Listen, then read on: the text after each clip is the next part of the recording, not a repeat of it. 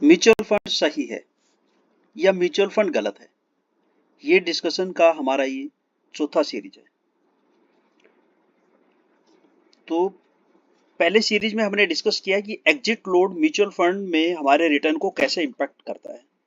तो हमने एग्जांपल लिया कि हमने 10 लाख रुपीज एक म्यूचुअल फंड में डाला और 10 लाख रुपीज हमने ईटीएफ में डाला।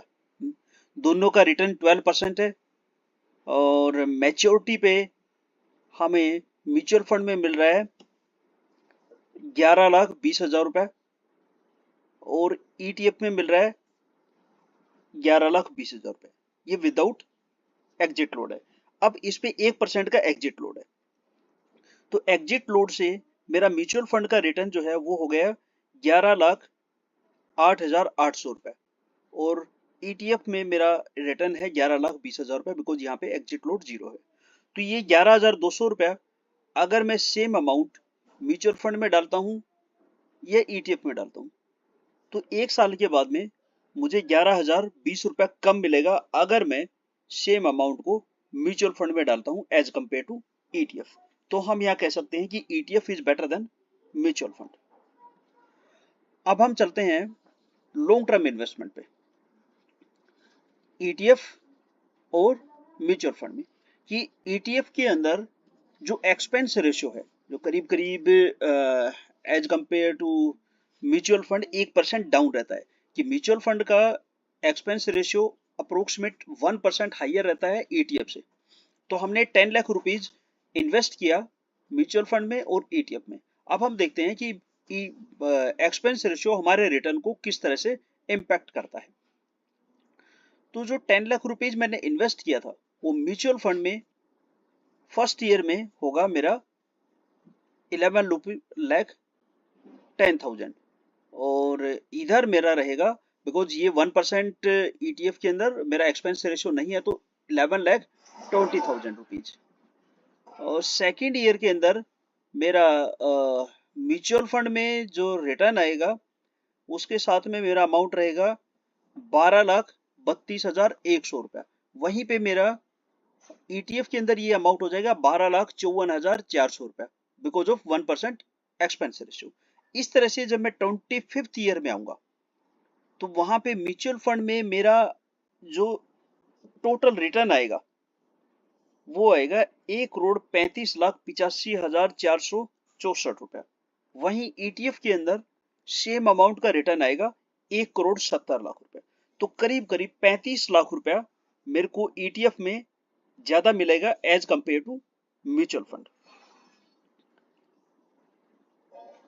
तो हम यहां कह सकते हैं म्यूचुअल फंड के कंपैरिजन में ईटीएफ सही है, म्यूचुअल फंड गलत है। अब हम चलते हैं एक और पहलू पे कि म्यूचुअल फंड में हमें एनएवी जो मिलता है वो डे एंड का मिलता है और ईटीएफ के अंदर एनएवी हम अपनी चॉइस से ले सकते हैं। तो हमने एक एग्जांपल के तौर पे हम ले रहे हैं 4 जून 2024 का। ये डेट याद होगा, इस डेट को हमारा जनरल इलेक्शंस का रिजल्ट आया था, तब गवर्नमेंट को मेजोरिटी नहीं मिला था और मार्केट एकदम से क्रैश कर गया था। तो उस डेट का जो हाई था मार्केट में वो ये रहा था। अब ओपन हुआ था मार्केट 23,179 पे, ये निफ्टी का डाटा है, और डे का लो रहा था 21,281.45 और डे क्लोज किया था निफ्टी ने 21,884.5।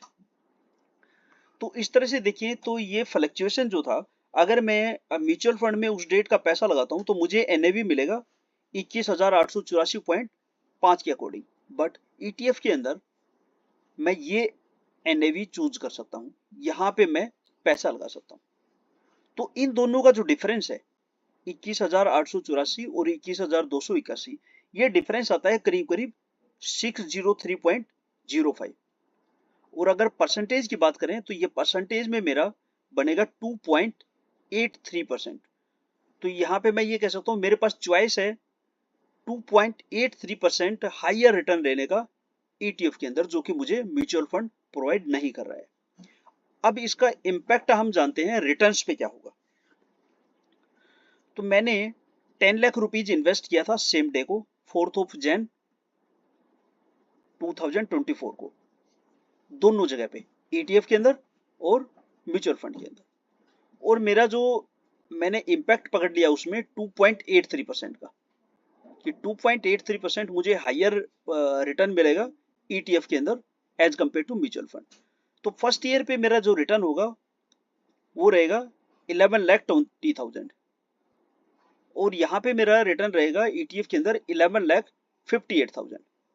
सेकेंड ईयर के अंदर ये रिटर्न रहेगा 12,54,400, और इधर रहेगा 12,96,960 रुपीज। इस तरह से जब 25th ईयर में मैं ये पैसा मैच्योरिटी पे आएगा तो उस टाइम पे यहाँ पे मेरा रिटर्न रहेगा 1,70,00,000 रुपया, और इधर मेरा रिटर्न रहेगा 1,75,76,852 रुपए। तो उस एक डे का, सिर्फ एक डे का मैं लोअर NAV लेके 5,76,852 रुपीज में एक्स्ट्रा रिटर्न कमा सकता हूँ ETF के अंदर। तो म्यूचुअल फंड ने मुझे 5,76,000 रुपया कम रिटर्न दिया एज कंपेयर टू ETF। तो मैं यहाँ पे कह सकता हूँ म्यूचुअल फंड गलत है, ETF सही है।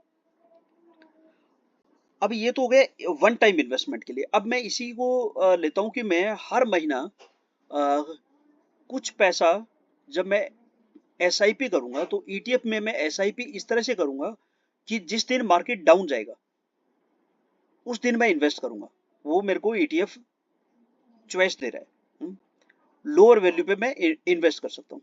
तो उससे क्या इंपैक्ट आएगा, तो मैं ये मान लेता हूँ कि महीने में एक आध दिन ऐसा आता है जब मार्केट 1.5-2% का डाउन मारता है, और मैं उस डाउन मार्केट में परचेज कर सकता हूँ। तो मैं ये मान लेता हूँ मेरे टोटल पोर्टफोलियो पे 0.5% का इफेक्ट आएगा, कि 0.5% चीपर NAV के साथ में मैं ETF में जा सकता हूँ as compared to mutual fund. वो मेरा एक्सपर्टाइज है कि जिस दिन मैं मार्केट डाउन होगा उस दिन मैं इन्वेस्ट कर सकता हूँ, जैसा कि हमने पीछे एग्जांपल में देखा था 24 जून में। तो इससे देखते हैं कि 0.5% का चीपर NAV मेरे रिटर्न को 25 ईयर्स में किस तरह से इम्पैक्ट करेगा। तो मैंने 10 लाख रुपीज डाला सेम म्यूचुअल फंड और ETF में। तो फर्स्ट ईयर मेरा जो रिटर्न रहा वो तो सेम था, 11,20,000, 11,58,000, यहाँ पे ज्यादा इम्पैक्ट नहीं आएगा। सेकंड ईयर में मैंने 50 पैसा चीपर पे मैं एवरेज में ETF में पैसा डाल रहा हूँ, तो यहाँ पे मेरा रिटर्न रहेगा 12,54,400। बट जो 50 पैसे का मैंने एक्स्ट्रा बेनिफिट ETF में लिया है उसने मेरे रिटर्न को बढ़ा के कर दिया 13,02,750 रुपए। सेकेंड ईयर में ये रिटर्न मेरा ETF के अंदर हो गया 14,65,594 रुपए। इस तरह से मैं जब 25th ईयर पे जाऊंगा तो यहाँ तो मुझे मिलेगा 1,70,00,000 रुपए, और यहाँ पे मुझे मिलेगा 1,95,60,011 रुपए। तो आप यहाँ पे कह सकते हो करीब करीब 25 लाख रुपया मैं मैच्योरिटी पे ज्यादा अर्न कर रहा हूँ ETF में, क्योंकि मैं डाउन मार्केट में कभी भी परचेज करके मेरा जो इफेक्टिव रिटर्न है उसको मैं बढ़ा ले रहा हूँ, NAV में सस्ते में परचेज कर ले रहा हूँ। तो हम कह सकते हैं म्यूचुअल फंड गलत है, ETF सही है।